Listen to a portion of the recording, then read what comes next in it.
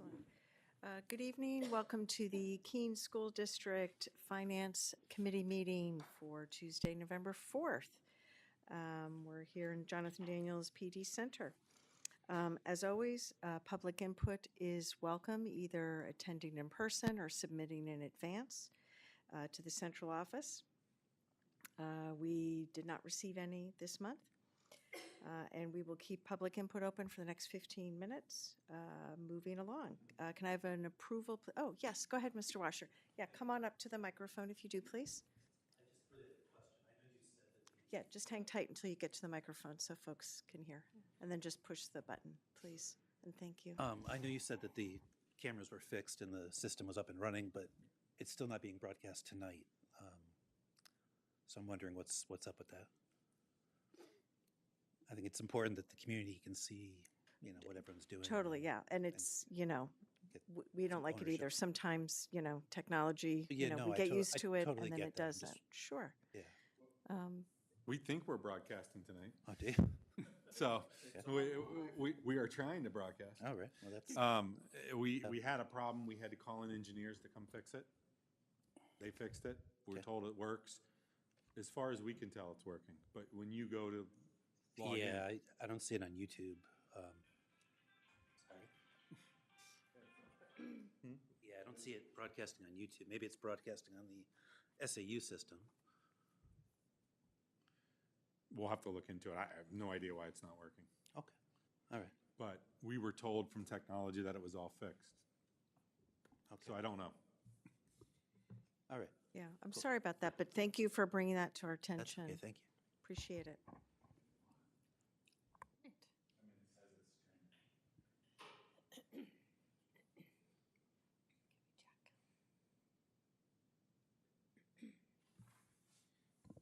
No, okay.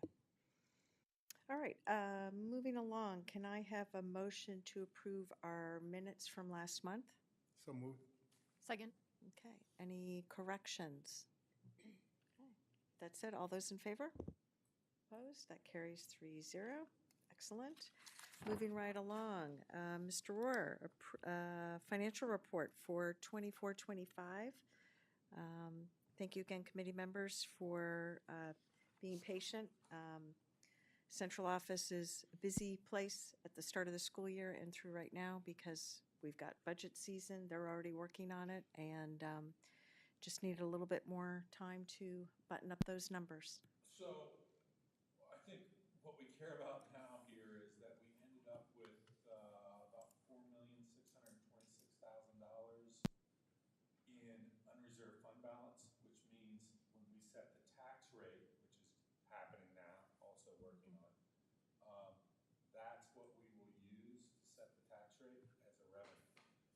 We estimated when we went to voters about 4 million. We always like to be a little better, worst case scenario.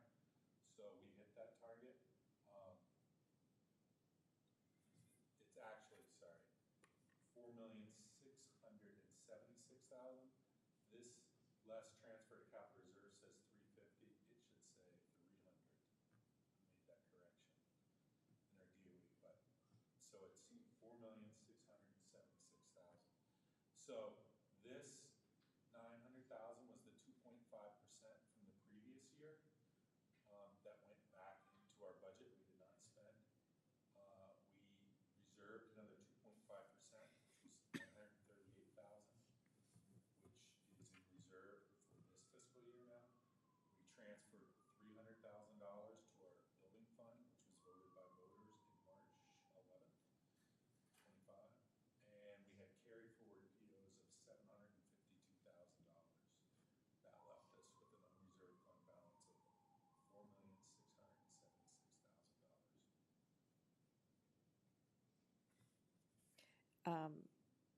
Tim, thank you for noting those slight changes in the numbers. Assume we'll have the updated version for full board in the drive next week. Yes. Okay, great. Thank you. Okay. Any questions from the committee? Go ahead, Tim. So I brought some reports that are the details that have to be sent to the municipal DRA, Department of Revenue, and the Department of Education. That's what these are. It has every expense, every revenue, and all funds, not just the general fund that you see here.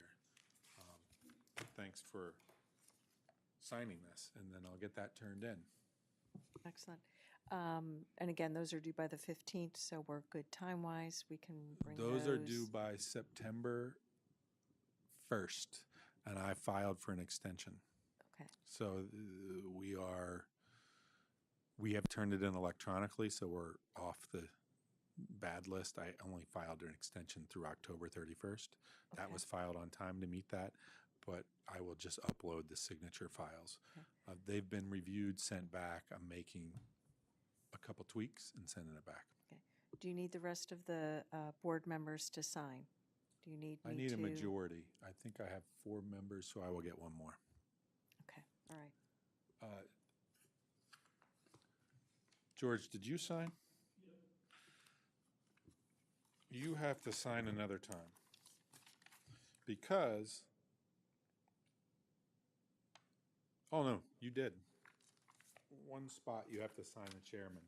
It's in a special box for you. Okay, great. Either George or I will coordinate getting an email out to ask some other board members to come in and We'll sign take care of it. You will? Okay. Yeah. Excellent. All right. Very good. Okay. All right. With that said, jog my memory. Do we have to do any motion to accept? It's really just, it's presented and we're You usually make a signing motion to for- accept as informational. Yep. as Move informational. To accept the finance report as informational. Second. All those in favor? Carries 3-0. So moving on, Yes, our moving along next, to the current ahead. year, 25-26 financial report. so this is our first look at, get to it. The fiscal year 26 fiscal year. You don't know a whole bunch yet, but what I do know I put on here. But what's important is we do a deep dive and analysis of where we are with salaries and benefits, whether we have folks that cost more than we budgeted or less, or there's vacancies. And this time of year is a really good time to look at this. We update this again in the spring, the salary and benefit portion. So you look at that twice a year. It takes days to do that analysis, but it's really important. And we just do it a couple times a year and at the end of the year. And we also look at tuition. What I think is important to note is that these numbers for revenue all get revised, which I worked on today. So I've revised all these numbers. Once they get approved and we set the tax rate, I'll revise the budget to our new numbers. Why that's important is because this district assessment will be going down because unreserved fund balance is going up. Tuition will go up a little bit from this number, things like that. So there's a number of changes. When you learn more information, we can't say, well, we only said we were going to get 12.4 million. You can't leave your revenue there if you know you're getting more. And we try to plan for a little over $1 million in revenue surplus. You got to have some cushion because it's a budget after all. But so we'll make those changes, and you'll see that next month all revised, and you'll see the difference. But we're projecting about $13,800,000 in tuition revenue, which is our big revenue provider. There's other revenues that are going to change. CAD aid, catastrophic aid, now called special ed aid. This budget in other state revenues only has about $580,000 in special ed aid, when in fact we're going to get closer to $900,000, a little bit over $900,000. So those kind of changes will be made, and you'll see those next month. They won't affect whether you have a surplus or not, because they're going to be baked in to our actual revenues. That might take next month or the month after. It depends when the city is ready to set their tax rate. But I'm lined up ready to go. But as soon as they set their tax rate, I'll adjust everything. On the expense side, you basically see salary and benefits. You might notice that our salary and benefit surplus is as small as it's been in pre-2019. That's kind of good news. It's bad news for our tax rate in the short term, but it's good news because that means we're hiring more of the staff that you're budgeting to hire. But it means we need to be really careful when we budget that we're not over budgeting because they're going to get filled. That's true for especially entry-level positions. Classroom assistants, we are maybe 13 vacancies, and we've had 40 vacancies in recent years. Custodians, food service, paras are all pretty much fully staffed. There might be one or two here or there. That's unheard of, right, in the past 6 years. So we're seeing a change there. Where we're having a really hard time are more specialty professional positions that require a certification. The more difficult the certification or the longer schooling is harder to hire. So psychologists, speech therapists, we're not even close to fully staffed. OT is difficult. Special education teaching positions, we don't have huge vacancies, but they're harder to fill. Special ed administrator, we have had that open all year. So those positions are really our bugaboo. Fewer people, fewer dollars because it's fewer people. So you'll see a change there. Special education. So we have about $500,000 in a projected surplus for salary and benefits, but our out-of-district tuition is already over $500,000 in the hole projected for year end. These are purchase orders and expenses projected for year end. I mean, this is a source where last year we didn't have that big of a surplus here. It was under $1 million, but over the past years, we've had $1 million surplus in this line item for many years, and we're in the hole for the first time I can remember in a long time. So concerned about that. We're looking into that. What's the cause? Are there more students? Do they cost more? What's changing that calculus?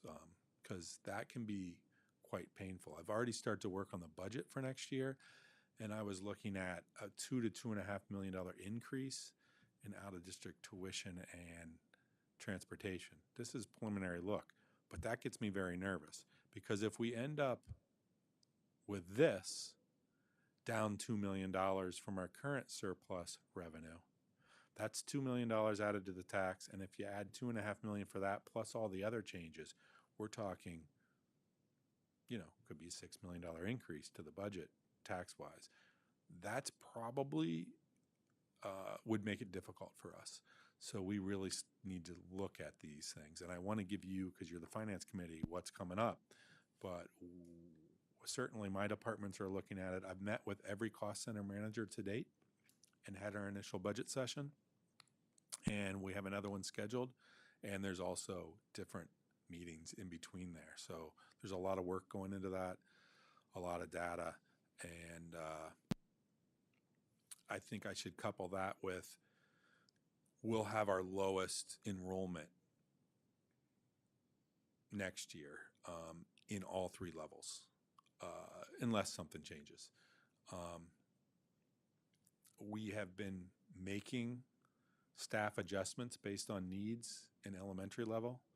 We have not made any at the middle school level, and we haven't made any for several years now at the high school level. In fact, we might have added a little bit here and there. That's going to be very hard to sustain with these kind of pressures on us.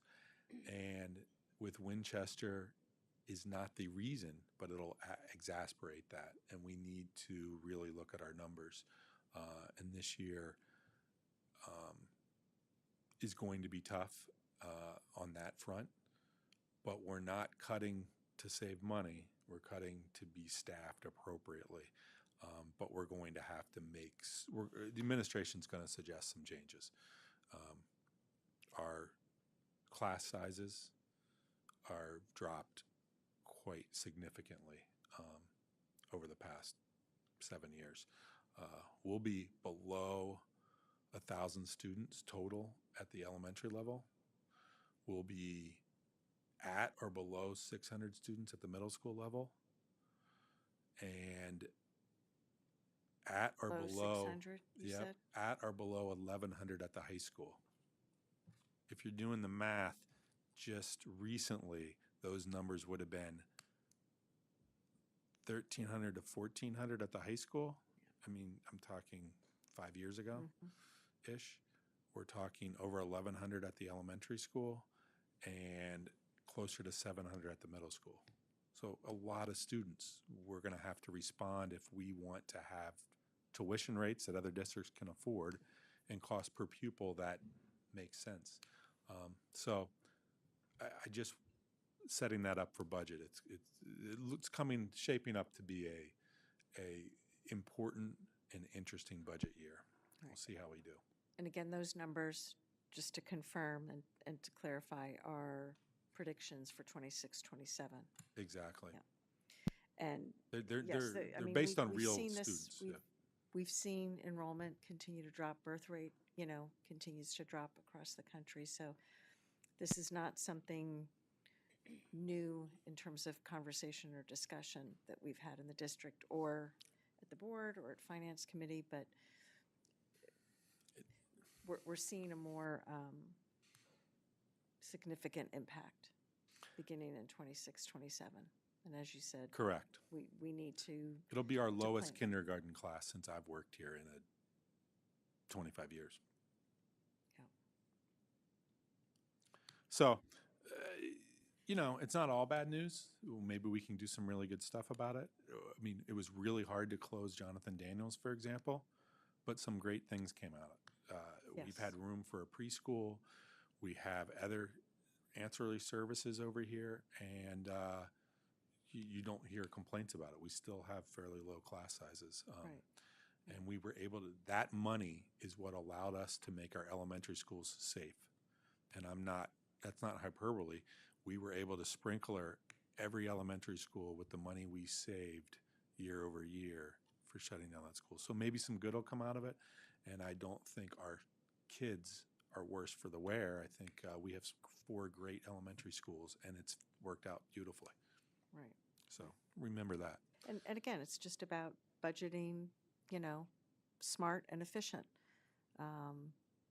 Still servicing the students and giving them a really good education and co-curricular experience, but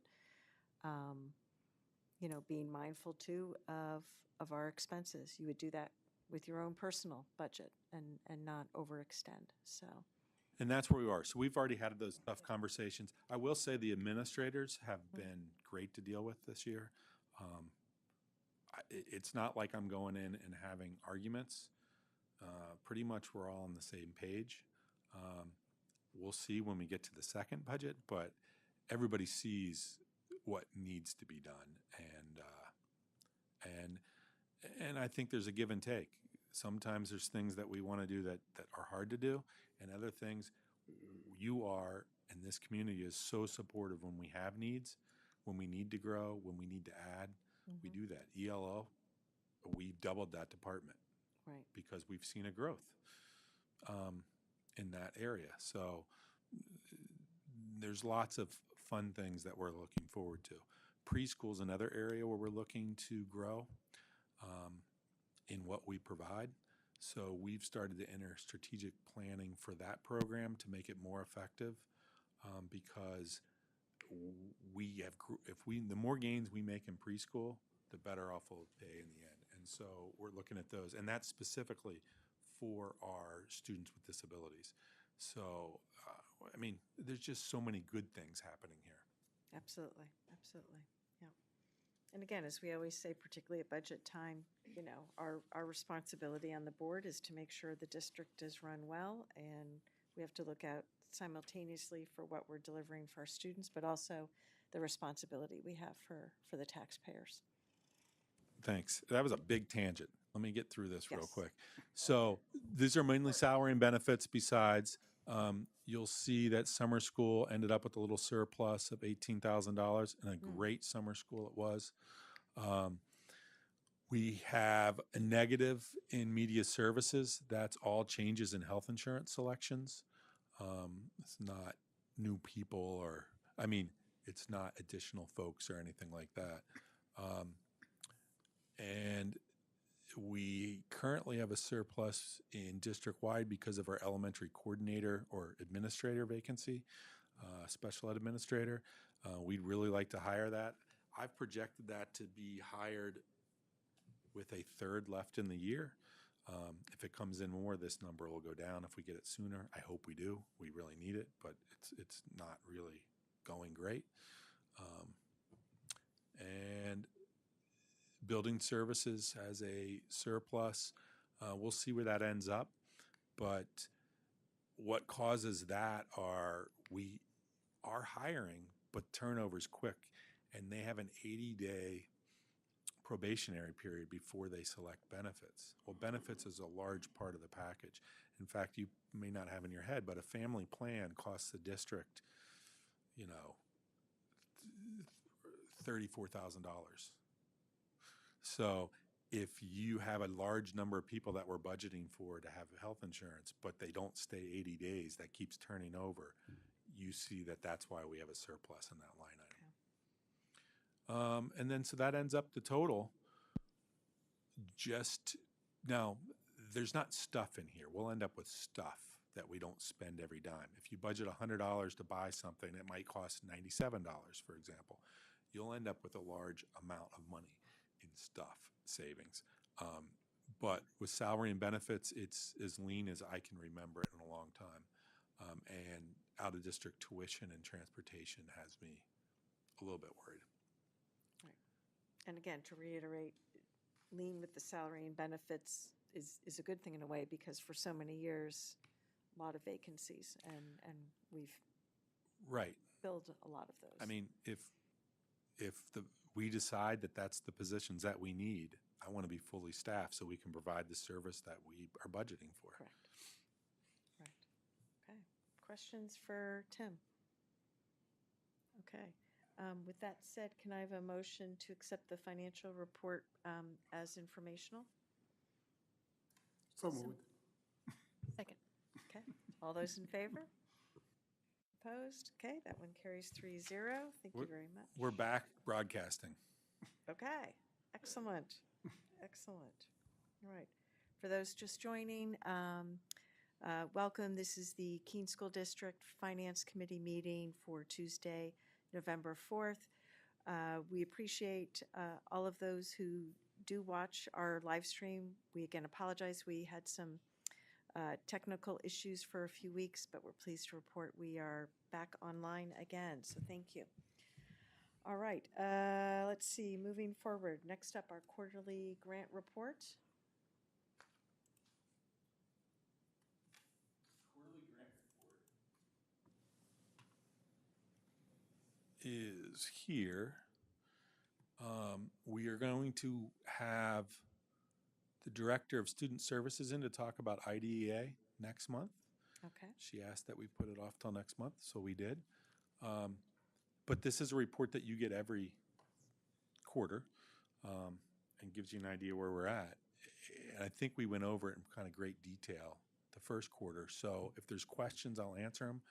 I don't think there's a whole lot to highlight. We're slow to get some of these funds, but it looks like they've all been funded at this point and available to spend, which is nice. We have a lot of work to do in Title I. That's probably our biggest lift. And I think IDEA will be well spent and spent, but Title I's where the most work needs to be put.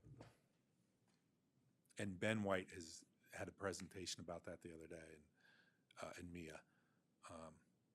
So Well, they at have our a plan. meeting last month. Yes, last month. Yes, last month. I know, it's a blur, right? But yes, Right. it was just last month. You had me thinking for a moment.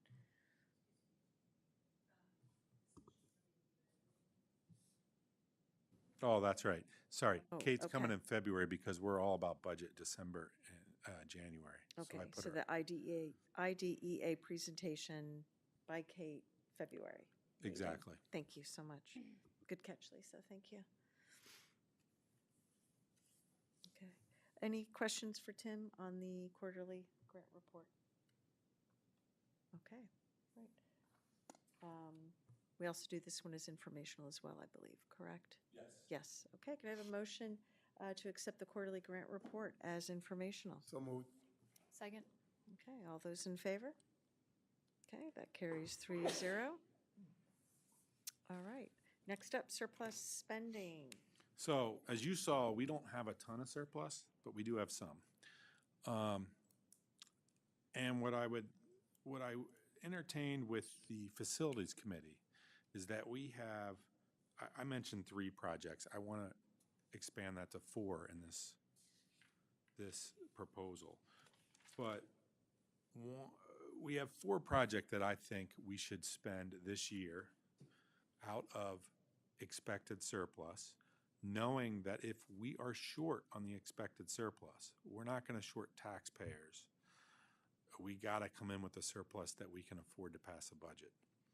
That at that point, we would have a public hearing and we would warn voters, and I would ask you to withdraw those funds from the almost $1 million that we have in reserve for that purpose. That, for whatever purpose you want. I think that we may use some of that to defray our revenue shortfall. In other words, next year, we just wouldn't reserve those funds, so that would go back to buy down next year's tax rate. But we could offset some of that, and we would have that without putting our budget at risk or this budget at risk. The amount of money that I am hoping that the board will authorize is the round number, $370,000. The exact number, I think for budget, I'd use 370, but it totals, I have projects totaling 369,552. So I would ask for $370,000 authorization. The first one is for a project that you've probably heard about. It's the mass notification fire alarm and an emergency alarm system at Fuller School. We put in a project, and we had planned on putting that in over 3 years for the life of this project through phase 5. It's a project that we would like to see everywhere. We're starting at Fuller because we were already replacing their fire alarm. But it essentially makes a mass notification system, mass emergency notification system, where we can, train for fire alarms that are all addressable. Other emergencies has a separate strobe for that, and that's how we define them. But it could be a shutdown, a kid in a hallway, a spill. Let me get a drink of water. Or a violent event, like an active intruder event, active shooter, which is really important to think about. We don't currently have an alarm system for those events, and fire alarms may not be the best thing. At sometimes you need to override your fire alarm. For example, you don't want kids leaving the building if there was a threat outside, right? And that kind of system can do those things, plus is addressable. And we don't have to mix it with our moderate emergency system, which is AMBER, that we would use for a lockdown or kids in the hall don't change classes until this kid has their health emergency episode cleared, right? You don't want to desensitize people to the worst happening. You want them to be ready. So we know we need to put this in. We thought we would be able to use part of the system as we put it in, but the fire department, and probably rightly so, has said we can't use it till it's all in. So we would like to spend $231,052. The report's in the drive to finish that system over 2 vacations, April and February, and summer vacation. So we're up and running for the start of next school year.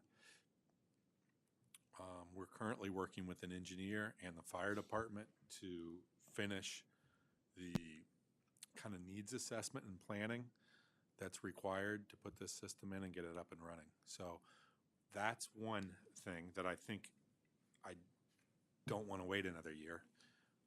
2, we've been working with the Keene Police Department, and we will be working with fire to put in emergency command centers, 2 locations in the district that have access to cameras during an emergency on our system.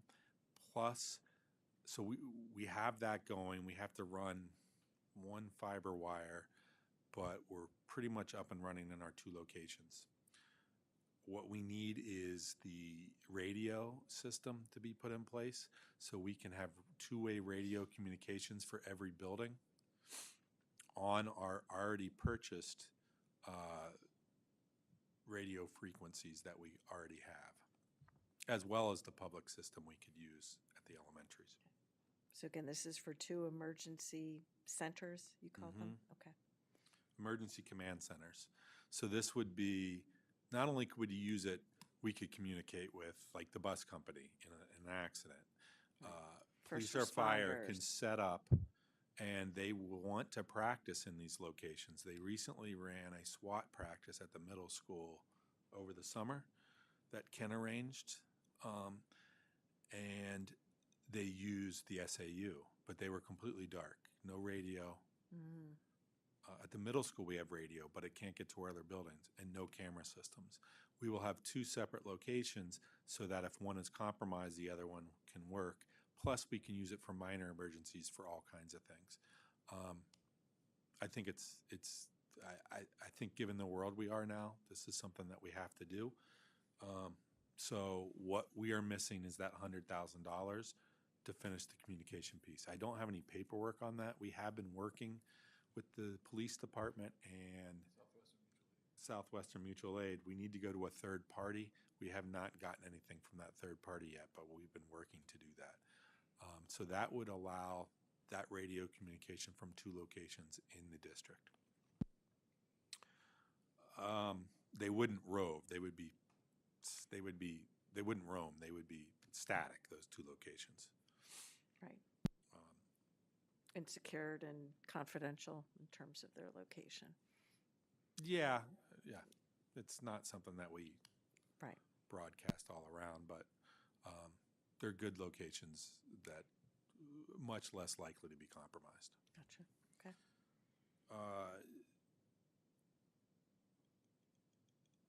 The third, which I did mention at the meeting as well, is Keene High School is really where we most need. We'd like to put this mass notification everywhere. We couldn't afford to do that in 1 year's time. But we would like to design the high school system. That costs $3,500 to finish the design of a mass notification system, to the point where we might be able to put stuff in the budget, maybe not for the whole thing, but for a wing, a piece. It's going to be a huge expense at the high school. We want to learn from Fuller, but I want to be ready if we have surplus, if there's a safety grant, to get the high school up and going. It will do 2 things. The high school will be just like the system I identified, as well as segment the high school into its building parts.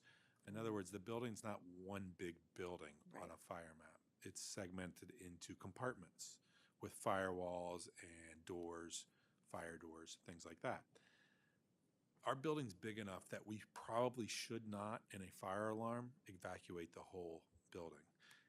And I'm making this up because I haven't looked where the fire compartments, but if you had an alarm in the T, which is way back by the back fields in North Campus, do you know where that is? So you drive around the back of the building, it's the last part of the building Yeah. before you turn the corner to go back out towards Arch Street. You may not want to evacuate and quit class in Cheshire Career Center because those buildings are completely separate compartments, and you might not need a mass evacuation for every event, right? Right. Buildings of that size have those kind of systems we don't have. So it'll do that, plus the mass notification and other emergencies that we have much more often. Our amber light is our defined emergencies. That's the system we would use most at every building, but it wouldn't desensitize you to the fire strobe, which is clear, or the blue, which is more like a mass shooter. So that system could be really helpful. And being able to compartmentalize, if you have a kid having a health emergency in the hallway and you can't empty class, you may be able to compartmentalize where you can't empty class, right? So those kind of things are important, and that's just an example. So that's $3,500. And the Facilities Committee voted unanimously to recommend that you recommend that to the full board. That being the EEI proposal that we've got in our drive. The first three things that I just mentioned. So those three projects being the Fuller mass notification, Yeah. the Emergency Command Center communications plan, and the Keene High School mass notification design. What I haven't mentioned to the Facilities Committee is Ken and I, you probably don't know, we're always working on different projects. Oh, I know. And because you have to be ready when the time Yeah. strikes.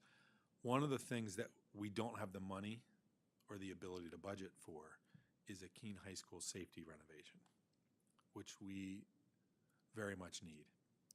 It includes the mass notification, but there's other pieces.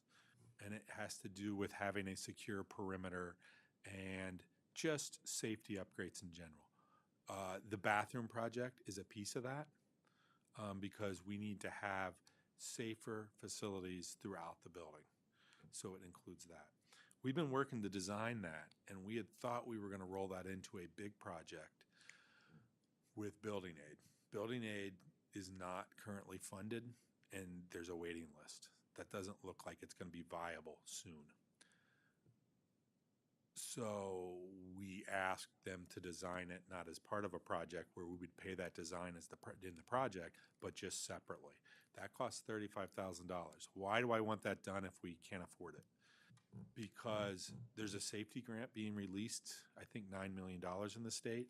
If we have these projects and money becomes available, or I find a way to propose we fund them, You want to be able to I want to send be it able off to say exactly. yes. And I can't do that. I can't get pricing. I can't speak intelligently about what needs to be done. I have to get the project designed. Right. So this would include a perimeter hardening, a access control system, some significant work in the athletic area, including team rooms, changing rooms, and bathrooms that are mostly locked down during the day, hard to supervise, and we have a lot of vandalism there if we open them.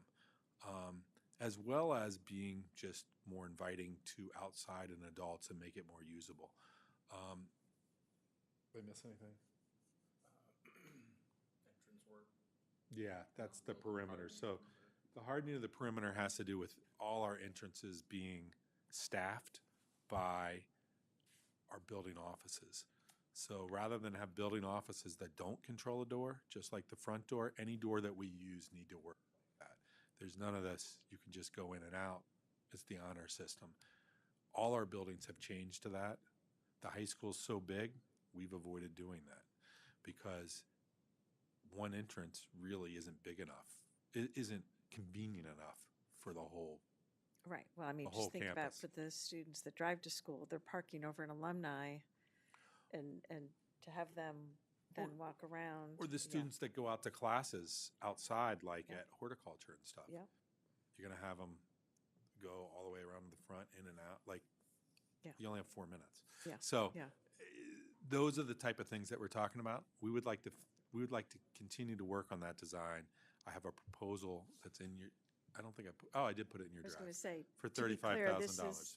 this is the proposal in our drive, the labeled KHS Safety Design Yes. proposal from Banwell Architects. Yep. And so that's new, and I apologize, but I didn't have a proposal previously to bring up, and I didn't know how we were going to Four solve it. in So your that's list of four. four. So those 4 things total $370,000. And I realize that's a lot of money. I'd like to go forward with these, and that's why we have a retention fund. If we need it, we'll take that. In past years, this wouldn't have been a lot of money, but our surplus is lower than usual so far. It's early, but And again, as you mentioned just a moment ago, in the case of getting this, I'll say, architectural work and estimates done is so that if the state opens up that building aid grant submission, that you're at the ready. that's what I want to do. It's going to open up. I don't know if I'll make that first one, but I'm expecting more safety money to come our way. It doesn't seem, if there's one thing we can agree on, I think, politically, is that we need safer schools. And they don't, I feel like they're going to do that with design before they do it with policy changes. It feels like that to me. I could be wrong, but it feels like that's where we're headed as a country. I don't hear a lot of talk about other policy changes to stop violence, but I do think we need to react to what our society has become and design for it. Right, we need to be proactive with what we've got.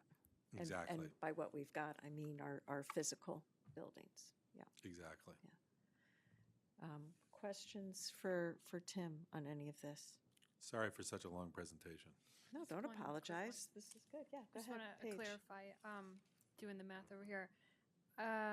Emergency command center, is that around 100,000? 100. That was number 2. Number Okay. 2. Yep. Right. And then about another $231,000 for the Fuller, Yep. right? And then the Keene High Mass Notification System, $3,500.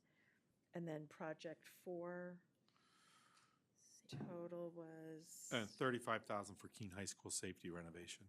so for project total project is- number 4, as we're calling it. Yes. Okay. Oh, yeah, there we go, 35,680 plus expenses.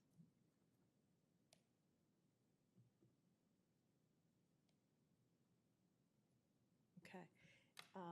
If there's no other questions or comments, I'll make a motion to recommend to the full board these 4, should we call them surplus projects? Quote, Second. quote, okay. Wait, She second. made the motion. I made the second. motion, so you Okay. did a second. I know, you both were ready. I had to mix it up. All right. All those in favor? Opposed? All right, that carries 3-0.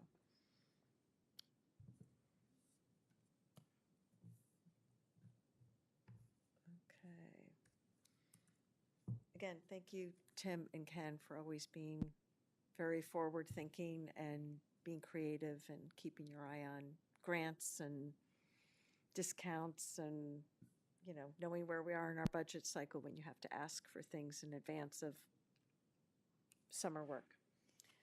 All right, back to our usual regular items. We were blessed this month with 3 gifts per se. I shouldn't say per se, we were gifted with 3 Very items. generous gifts. Yes, one in particular, very generous. Here's my sheet. So our first one is for Franklin Elementary. For those who may not know already, our 5th graders, both at Franklin and Wheelock, participate in Nature's Classroom every year. And Robert and Marianne Muha, right? It is Muha, yes. Have generously gifted $1,000 for Franklin Cares to put towards their Nature's Classroom. So with that said, can I have a motion to accept this gift with gratitude? So moved. Second. Okay, all those in favor? Okay, and again, we appreciate that generosity. Nature's Classroom is sort of not only an ongoing tradition, but a really important one for our fifth graders. All right, and then our next one, what do you have up next? The Project Keep. This was, I have to say, I was really excited to see this one because I think it's showing how we're tapping in with community outreach, finding resources for the students in our district. So what we have before us is Ms. Leonard Solis, who was with us last month. She's been working with Monadnock United Way, who through Monadnock Region After School Partnership Project is going to be generously assisting us with reimbursing our payroll expenses for two of our interns for the 25-26 school year. So they're going to be reimbursing us up to $3,600 per intern for August through December. And that will begin in January when MRAPP starts their new cycle. And then in addition, but wait, there is more. They are also going to be able to grant our Project Keep program $10 per student for after-school supplies and up to $800 for technology purchases. And it keeps coming, and up to $500 per school site for enrichment supplies. And we have 4 locations currently for our Project Keep, right? I am correct on that, okay. And then other field trip opportunities. So bottom line, this just is, again, as I said, just a great gift that Monadnock United Way has helped sort of channel towards our district and our after-school program. After-school program is, a necessary need for a lot of our households in this district, but more importantly, it's really going to enhance our after-school program for our students, social, emotional, and so on. So with that said, with tremendous gratitude, can I have a motion to accept this gift for Project Keep? Let's see, what would the grand total be?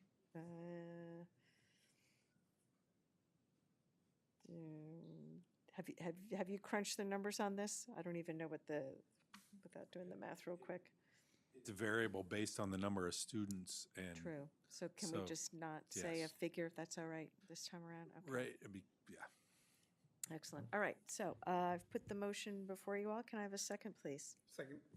Okay. All those in favor? Okay, great. 3-0 for that one. And then our last gift this evening is for our Keene High School students, particularly our students that are in the band, chorus, or string orchestra. The Keene Music Boosters group is currently doing a fundraising effort to support what sounds like a very exciting trip for our band, chorus, and string orchestra to travel to Williamsburg, Virginia this May for Music in the Parks. And the Boosters is working towards a total donation of $85,150 so that all of these students are able to attend this special event. And this covers everything, the transportation, the lodging, and the food for up to 130 students. So again, it's pretty amazing to see that support. I know I talk about this a lot, but I think this is another example of, public schools and folks that do what they can to help support, our students. So can I have a motion to accept this gift for the Keene Music Boosters donation for the Music in the Parks trip? So moved. Second. Okay, all those in favor? Okay, and that carries 3-0. All right, so that was our gifts. Budget transfers, moving right along. So our first one in the drive is for a total of $25,216. This is for Fuller Elementary. As we've talked multiple times this evening, this budget transfer is needed for us to get some site consults and evaluations done. We currently have a vacancy with our school site position, so this is why we have to hire a contracted service. Any questions for Tim on this one? Okay. With that said, can I have a motion to approve this budget transfer as presented? So moved. Second. Okay, all those in favor? Okay, that one carries 3-0. Our next budget transfer, $29,291. This is coming from central office. This is for, again, special ed services that we have to contract out for a position that remains vacant. And the money is basically transferring from line items where we had budgeted for that position had we have somebody hired and working for SAU 29. Any questions on that one? Okay. Can I have a motion to approve this budget transfer as presented? So moved. Second. Okay, all those in favor? Okay, that one carries 3-0. Last item, last budget transfer is coming from Keene Middle School for special ed contracted services in the amount of $78,929. Again, this is a vacancy with speech services. So as I mentioned in the previous budget transfer, the monies are moving from those line items out of the cost center that would have been used by the person had we found that position filled. Can I have a motion to approve this budget transfer as presented? So moved. Second. Okay, all those in favor?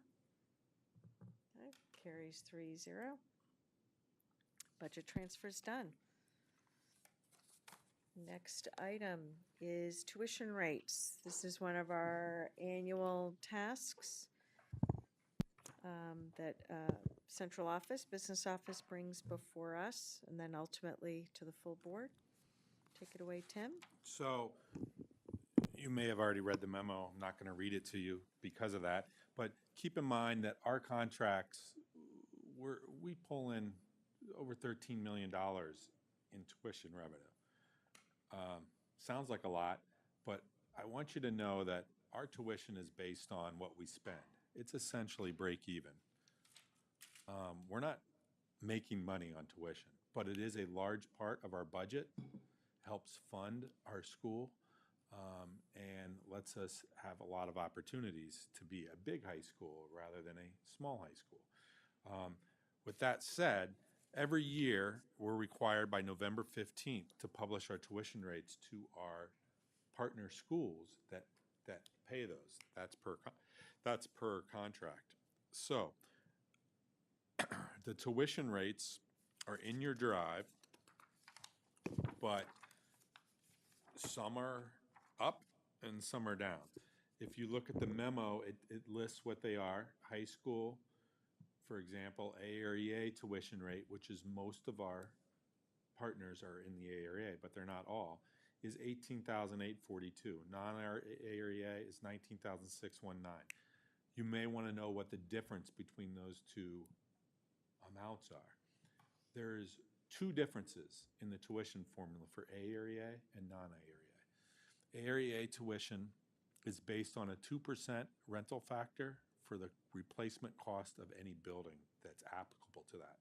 So a 2% replacement cost of the high school would go into, at the non-A area, it's 2.5%. So it's a little bit more for rental factor. Also, the non-area is different in one other way. It has a historical tuition adjustment. You take 5 previous years of tuition rates and you average those increases or decreases, and you add that or subtract that to the set tuition rate. It's not based on the 5, it's 5 years starting 2 years ago, by the way. But that's per contract, and that's what we do. So that was set up by a board years ago. That's what I do. But the thinking was that we actually fund this tuition for next year based on prior year's expenses and this year's budget, meaning there's a gap in between when we charge them. And so it was saying if it's on the rise, we're probably going to spend more next year.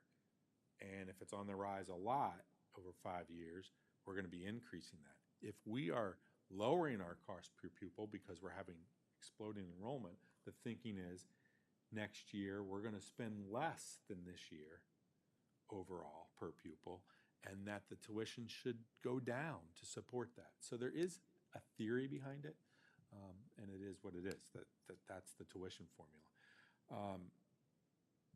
These tuitions, for us, they're just numbers on a page, but these are going to go to boards that a big part of their budget are these tuitions. So they're going to be looking at those costs.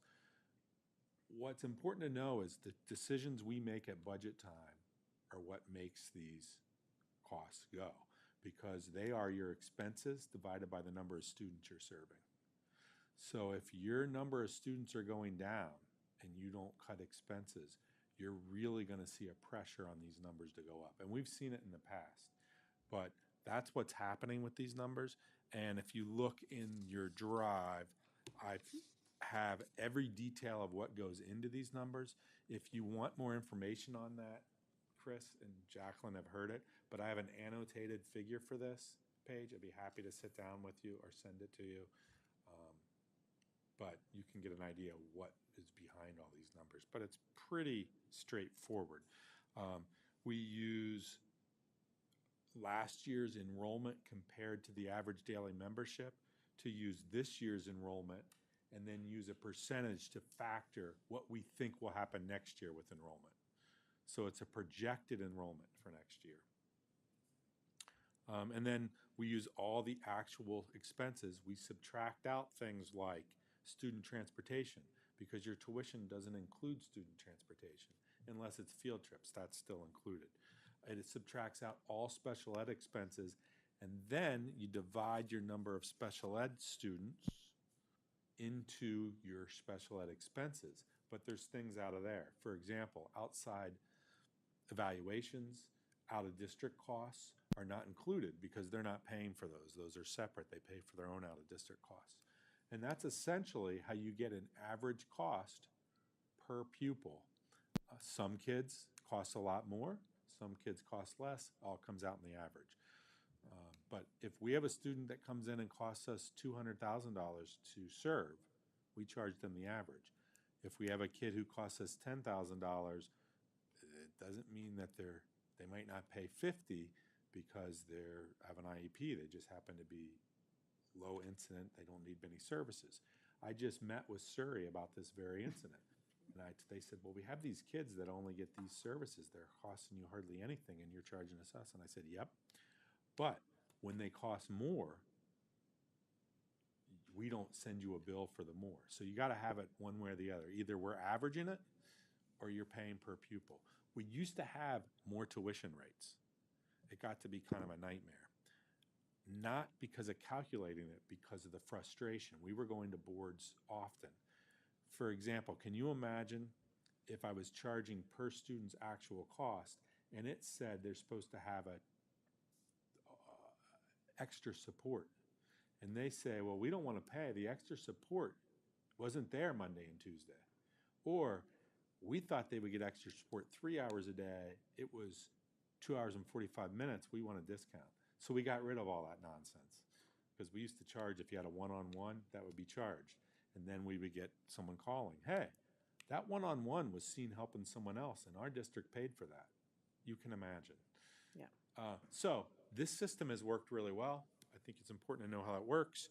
And the tuitions are outlined in here. And they range from $16,000 to $56,000. So there's a big gamut. Elementary in general costs more because they have more intensive services, and more adults per student than as you get older. So that's what we have. Any questions? No questions.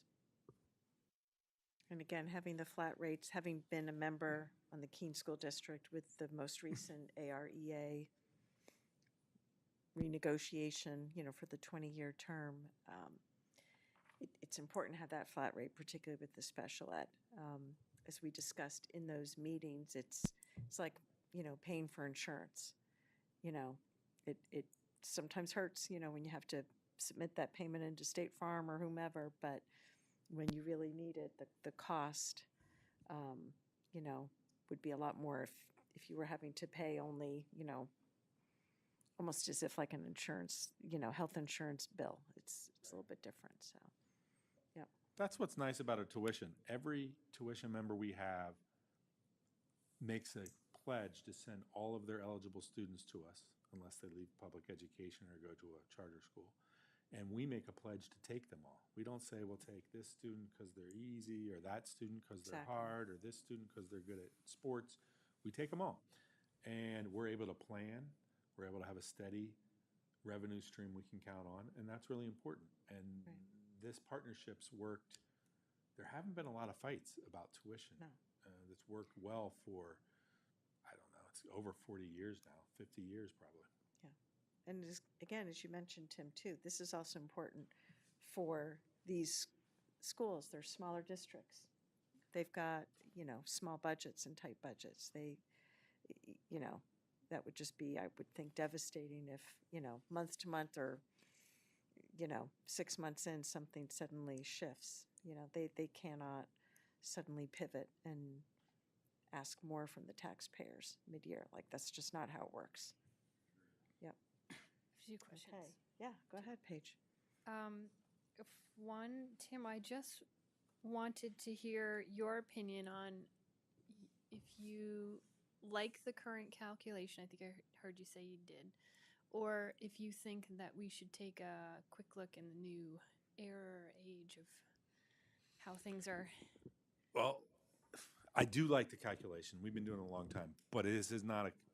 So the AREA formula is locked in for 20 18 more years now. Mhm. So it's hard to take a look. If you're going to be here in 20 years, the timing of the payments Okay. are our senders.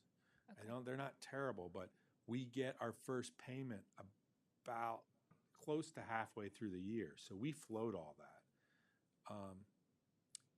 It works out, but if they decide not to pay, like I've had a district not pay for about a year and a half.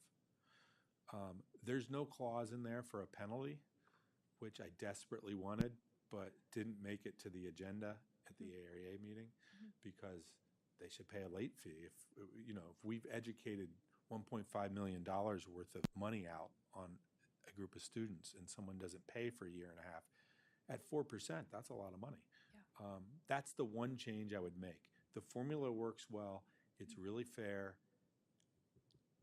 If I was Keene and other members, it would be nice if you got a little perk for doing it, but it really is break even, Yep. which means it's fair. It's break even. Yeah. We don't make money on it. Yeah. And then I guess I'm trying to understand why Keene, the middle school, is sort of an outlier with respect to the bottom line numbers. It's much less than in a. The middle schools. Well, the AREA general is a little less than the non-AREA general. The So special ed, I'm looking though, at is more the Which one you looking at? MS 22. Take that one. We've got 19 million for elementary, 9 million for middle school, and 22 million for high school. I'd like to answer that. What page are you on? Number 1. They're not numbered, but it sort of flows through. We can look at it. 19? No, I mean, I can answer your question. So you're talking about the top line, 28 million, 14 million, and 30 million? That one too. Yep. So that's because you have about half the students at the middle school than you do at the high school and elementary. So the total voted appropriations are the budget that's approved in March. That's where that number comes from. So half the students that are sending? No, this is based on all the students that attend, Yeah. but this is your budget to educate elementary, middle, and high school. And elementary has at this time, let's say 1,100 students. Middle school has 600, high school has 1,300. Okay. Do you know what I mean? So it's a bigger budget. Yeah, it's With more more because staff. of the grades. I kept not understanding because 4 schools are flowing into the middle school, Right. but there's only 3 grades. Versus not 6 6. and 4. Got it. Okay. That's Were it. there other questions? That was it? That's Okay. it. Chris, any questions for you? Okay. With that said, can I have a motion to recommend to the full board the Recommend to the Keene full School board. District? Go ahead. Yeah, go ahead. Go, Chris. Recommend to the full board that they approve the 2026, 2027 tuition rates as presented. So moved. Second. Okay. That was good. Now we all contributed this Yeah. time. All those in favor?